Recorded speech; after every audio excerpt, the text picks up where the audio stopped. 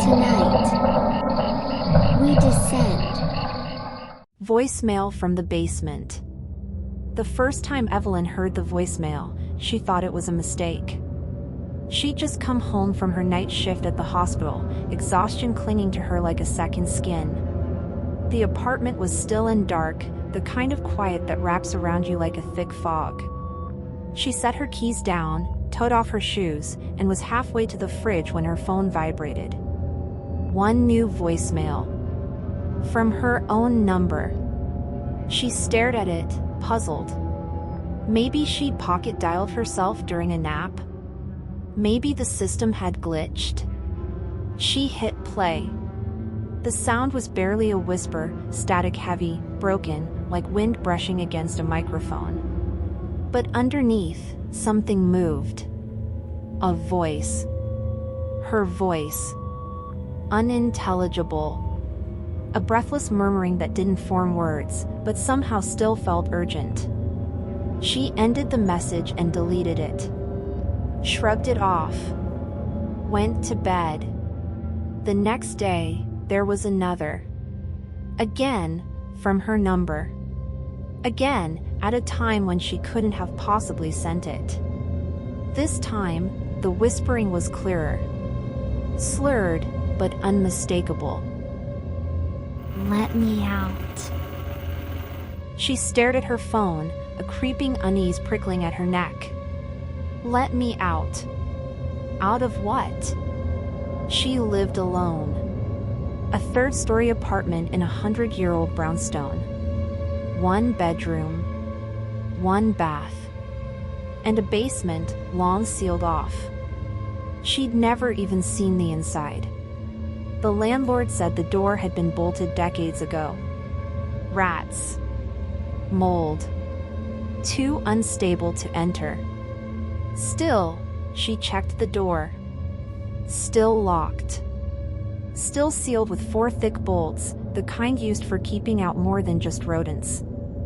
The voicemails kept coming. Every night at 2:12 a.m., a new message. Always from her number. Always her voice. Each one more desperate than the last. Let me out. It's dark.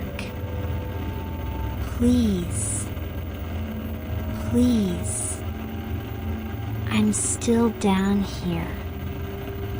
Why did you forget me? She stopped sleeping. She recorded herself for hours at a time. She searched through call logs, asked her phone provider for records. Nothing unusual. Nothing suspicious. The calls were real.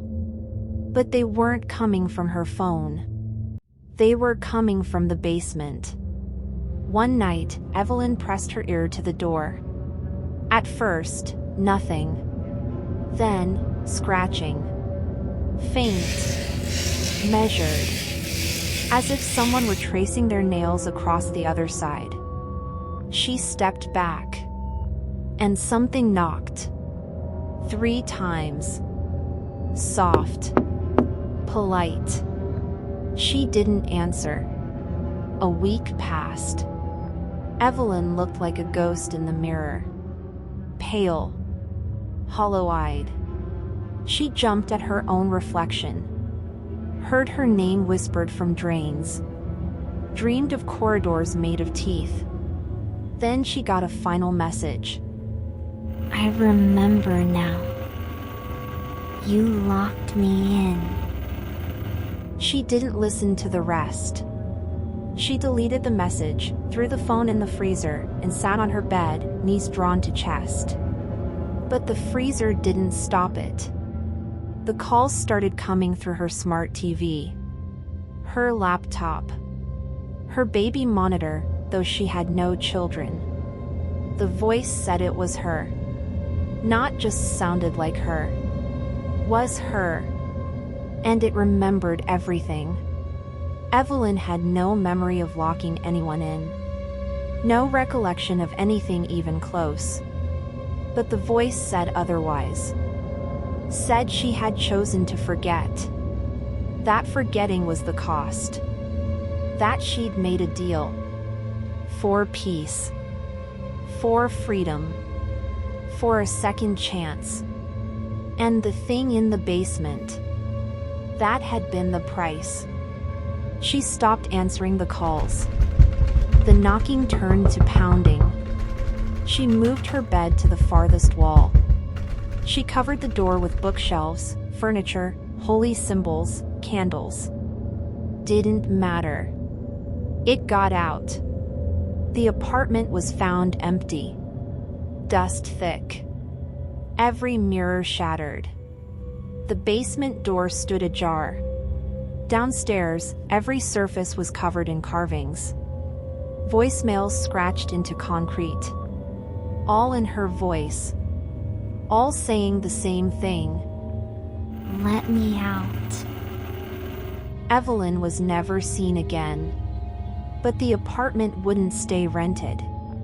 Tenants left after weeks, some after days. They all said the same thing. At 2:12 a.m., the phone would ring. From their own number. And a voice, their voice, would whisper back. I'm still here. In the dark. You put me here.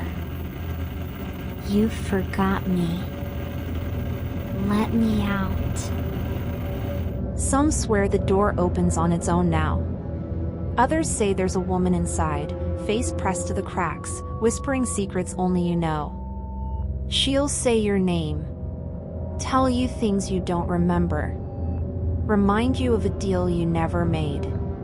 But once you hear her, once you remember, you won't sleep again. And one night, you'll find yourself at the door. Not knowing how you got there. Just standing. Just listening. And she'll be waiting. Finally. You heard me. Then she'll open it. And let you in.